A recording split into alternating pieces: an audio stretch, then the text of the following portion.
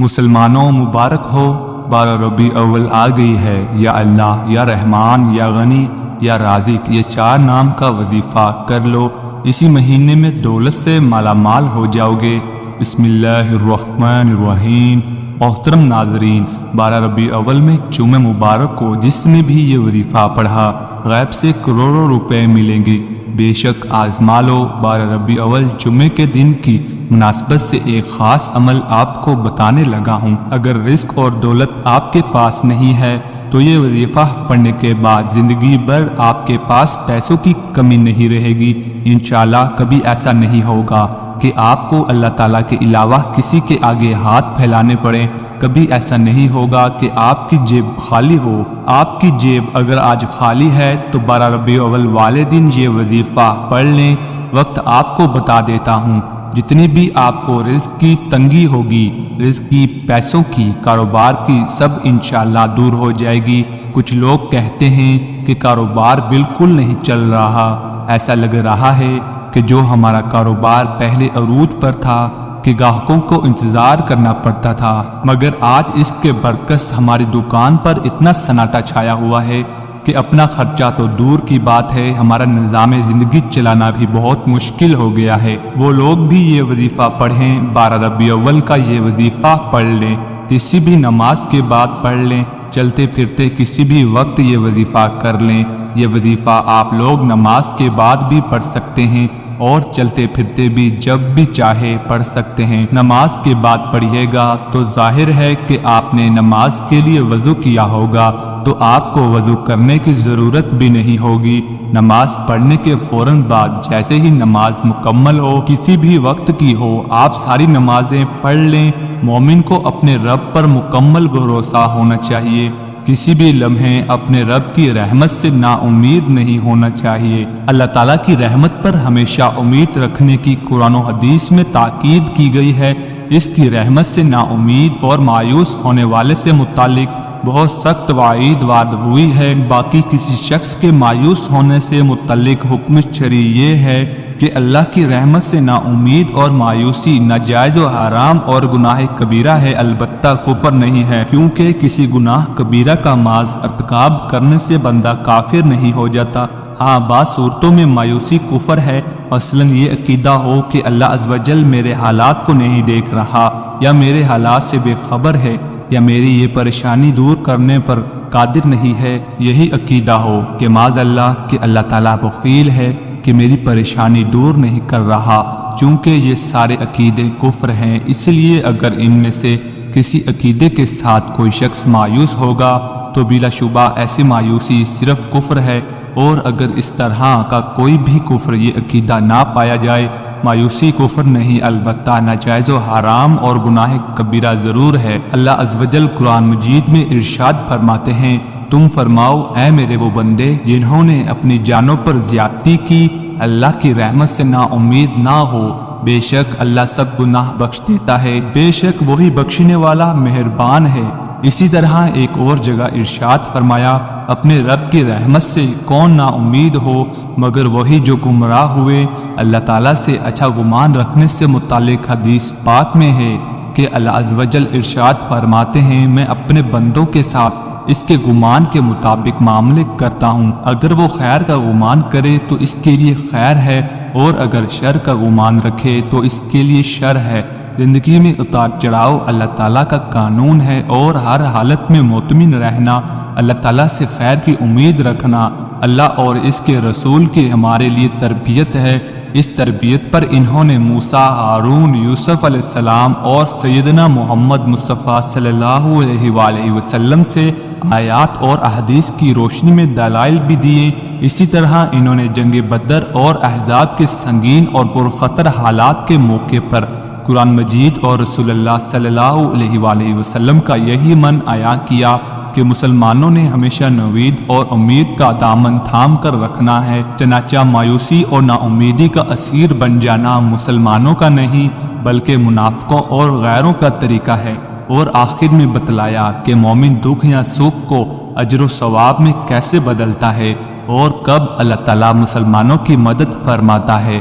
اللہ کے بندو، اللہ سے ڈرو اور اسی کی اطاعت کرو۔ اللہ تعالیٰ کی طرف سے کشیدگی اور نا امید مت ہونا، اور نہ ہی رحمت الہی سے مایوس ہونا۔ امتحانات اور آزمائشیں دنیا میں نظام الہی کا حصہ ہیں۔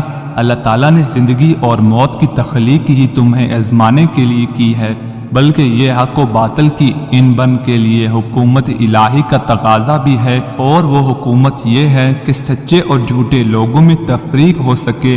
امتحانات اور آزمائشوں کے بھنور بسا اوقات حالات اتنے درجے تک بھی بگڑ جاتے ہیں اور مصیبتیں بڑھ جاتی ہیں، ظلم کے بادل چھٹنے میں اتنی تاخیر ہو جاتی ہے کہ بدگمانی، مایوسی اور نا امیدی دل میں گھر کر جاتی ہے۔ ایسے حالات میں اللہ تعالیٰ کی جانب رجوع اور اللہ کے بارے میں حسن الظن ازبز ضروری ہو جاتا ہے، کیونکہ اسی کے پاس تمام تنگیوں سے نکلنے کا راستہ اور ہر پریشانی کا علاج ہے۔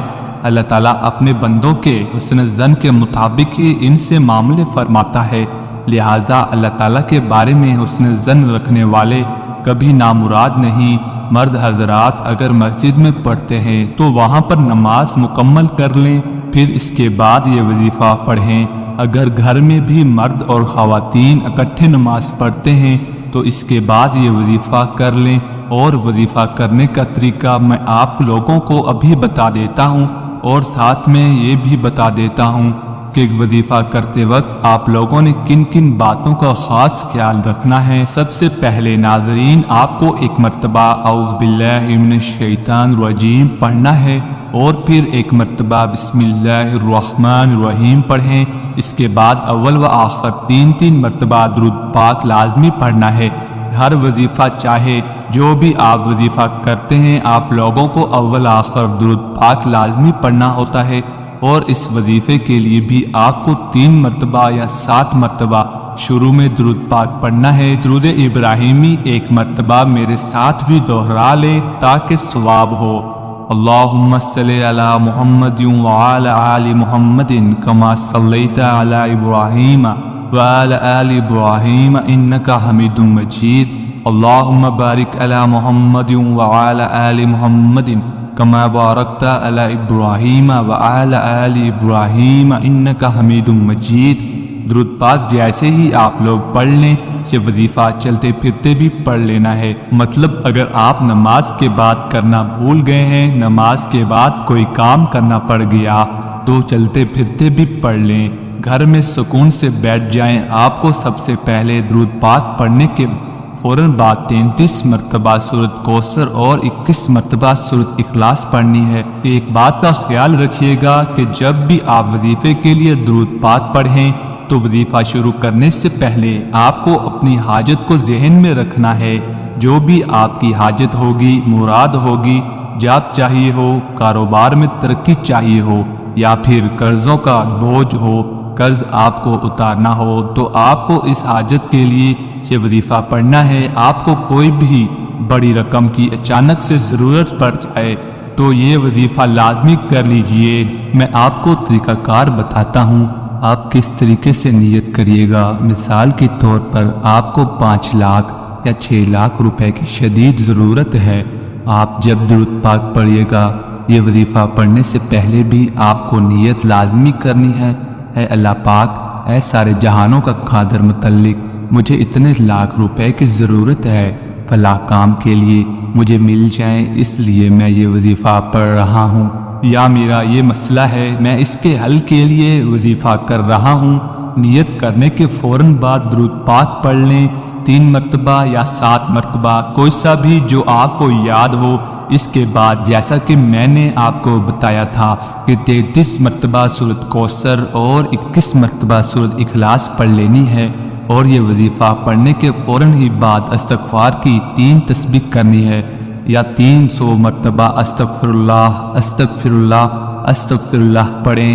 جس طریقے سے آپ کو بتایا آپ نے بالکل اس طرح سے کرنا ہے۔ اس کے بعد آپ لوگوں کو ہاتھ کی انگلیوں پر 3 وظائف ملا کر پڑھنے ہیں، یا اللہ، یا رحمان، یا غنی، یا رزاق، چاروں ناموں کو ملا کر پڑھیے گا تو ایک بار ہی شمار ہوگا، جیسا کہ میں نے بتایا ہے۔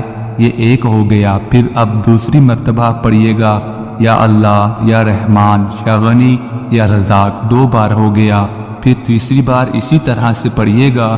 آپ کو اس طریقے سے یہ 100 مرتبہ پڑھ لینا ہے، اور اس کے بعد آخر میں درود پاک پڑھیں۔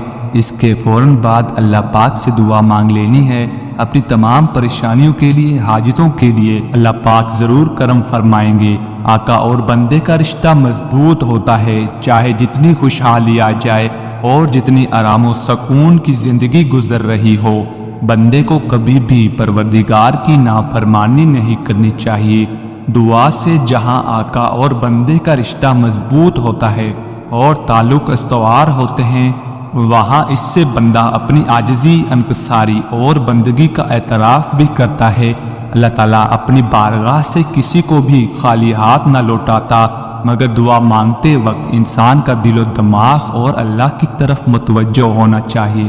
ایسا یقین کرنا چاہیے کہ اللہ تبارک و تعالیٰ اس کی دعا ضرور قبول فرمائیں گے، پھر اس شخص کی دعا قبول ہوگی۔ اگر دعا مانگنے والا ایسا نہیں کرتا بلکہ وہ غفلت کرتا ہے، جو بھی شخص ششوبند کی حالت میں دعا کرتا ہے تو اس سے اپنی دعا کی قبولیت کی امید نہیں رکھنی چاہیے۔ یا اللہ، آپ کو اپنی شان و کریم کا واسطہ ہم گناہ گاروں پر اپنے گھر کے دروازے کبھی بند نہ کرنا۔ ہم سیاکار ہیں، خطا کار ہیں، لیکن ہیں تو تیرے ہی بندے، تیرے سوا ہمارا کوئی سہارا نہیں ہے۔ اے اللہ، ہم تجھ سے ہی اپنے گناہوں کی معافی مانگتے ہیں۔ ان گناہوں کی معافی مانگتے ہیں، تنہائی میں کیے یا محفل میں کیے، یا نادانی میں کیے یا جان بوجھ کر کیے۔ یا اللہ، اپنی شان کریم کے صدقے، اپنے کعبے کی عظمت کے صدقے ہمیں معاف کر دے۔ اللہ تبارک و تعالی ہم سب کی عبادت کو قبول فرمائے، ہماری ہر جائز و خواہشات کو پورا کرے، اور ہمیں بھی ان لوگوں میں شامل فرمائے جنہیں تو ہدایت عطا فرماتا ہے، اور جو سیرت مستقیم پر چلتے ہیں، جو توبہ کرتے ہیں اور جن کی توبہ تو لازمی قبول کرتا ہے۔ یا اللہ، ہم پر رحم فرما اور ہمیں ہمارے والدین کی بخشش کا ذریعہ بنا۔ اللہ تعالیٰ سے دعا ہے، اے پروردگار، مجھے نماز قائم کرنے والا بنا دے، اور میری اولاد کو بھی، اور ہماری دعا قبول فرما کر پروردگار مجھے اور میرے والدین کو اور سب ایمان والوں کو اس دن معاف کر دینا جب حساب و کتاب ہوگا۔ ہمارے رب، ہم ایمان لائیں، ہماری خطاؤں کو درگزر فرما اور ہمیں آتش دوزخ سے بچا لے۔ اے میرے رب، میں تیری پناہ مانگتا ہوں۔ تمام حضرات نماز کا اہتمام لازمی کرے، کیونکہ نماز پڑھنا ہر مسلمان مرد اور عورت پر فرض ہے۔ بے شک نماز بے حیائی اور برائی سے روکتی ہے، نماز تو شیطان کا منہ کالا کرتی ہے۔ مسلمان کی پہچان اس کی نماز ہے۔ اللہ تعالی ہم سب کو 5 وقت نماز با جماعت ادا کرنے کی توفیق عطا فرمائے، اور دعا ہے کہ اللہ تعالی میرا سنانا اور آپ کا سننا اپنی بارگاہ الہی میں قبول و منظور فرمائے۔ آمین ثم آمین۔ تو ناظرین، اللہ تعالیٰ کے 99 ناموں میں سے کوئی ایک نام کمنٹ باکس میں لکھ کر ضرور شیئر کریں۔ اللہ تعالیٰ ہم سب کا حامی و ناصر ہو۔ آمین۔